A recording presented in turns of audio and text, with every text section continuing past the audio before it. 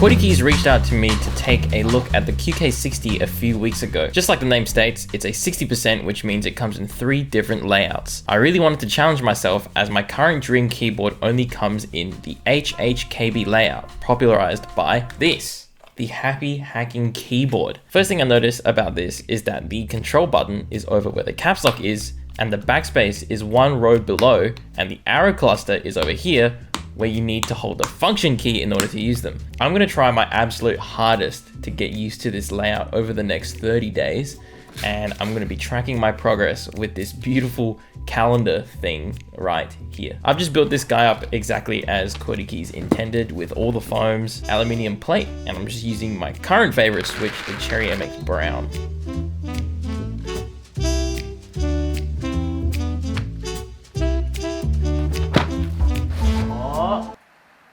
It's actually not that fucked. Okay.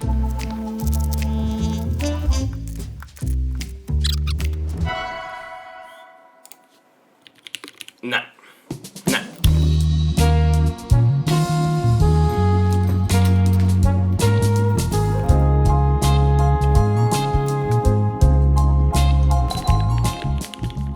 All right, I reckon this is a pretty good point to go from.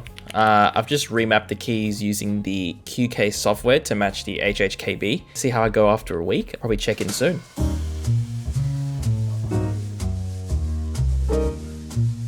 All right, so we're like nine days in at the moment. Currently loving how this sounds and it feels. Considering it has all the foams in it, it doesn't actually have like big time PE foam marbly energy, which I really actually like. But why is this a challenge, you might be asking? Now, usually I'm a big keyboard kind of guy. I love the TKL size because, I mean, firstly, they look amazing. Also because of the arrow keys and the function row across the top. My work mainly consists of 3D rendering and modeling, as well as animating with After Effects and filmmaking, of course, with Premiere Pro. So there's a lot of mode switching that happens using the top row of the keyboard.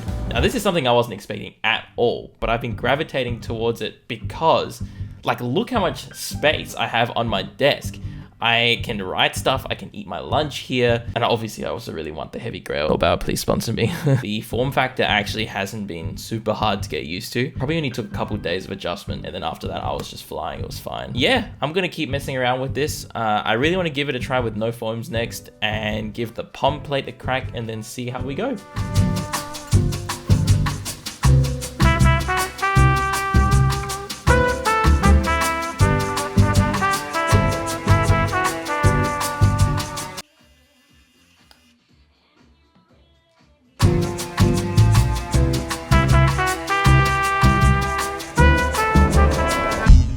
Issue time. Look at that. So I'm pressing that. Nothing. If I take this out, that was sketchy. Out. The switch is fine. It's not bent or anything. Something's going on here. I'm gonna message Mr. Syra.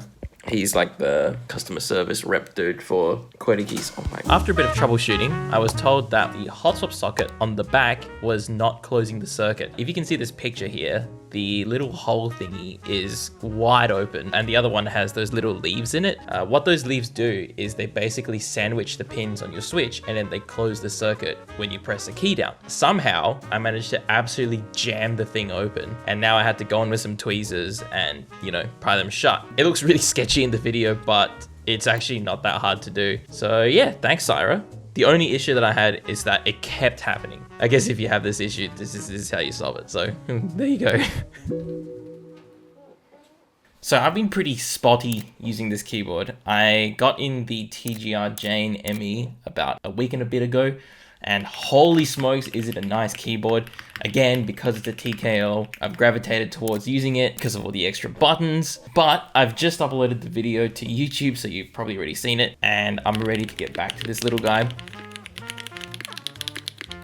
Something really funny happened though when I was using the Jane. I got so used to the positioning of the control and the backspace that I had to remap the keys on the Jane and any other keyboard that I've been using to use it without messing with my brain. Like, I got so used to the positioning of it. So obviously something's working there. Bluetooth wise though, because I haven't touched on that yet, I can't properly test it because my computer likes to completely disconnect all Bluetooth devices randomly. But if you're keen on using it, it's a little bit weird. The Bluetooth switch is underneath the keycaps, which means if you want to switch off the keyboard, let's say you've been using it for a whole day and you want to switch it off, you need to take a keycap out. I don't know, that could just be me nitpicking at it, but I found it a little bit weird and cumbersome. I'm assuming they probably did this because there's like a Bluetooth and a non-Bluetooth version, and they probably just want to keep the cost down. Like, why not just make everything Bluetooth? I don't know.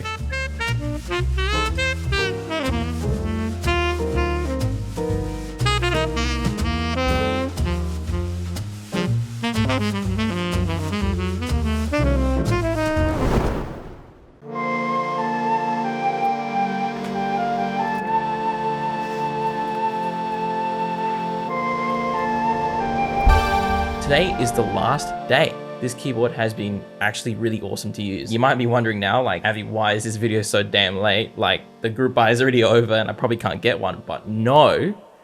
I have been told that there will be a round of extras being sold towards the start of next year, and that there are plans to re-release this keyboard going into the future. Out of the 30 days, I used the keyboard for 24, which is well over half. I think the positives of having the additional desk space and the efficiency of that outweighs the cons of having to like press function every single time I want to use the function row. So I reckon I'm probably ready for the heavy grail whenever it is I'm going to be able to get one.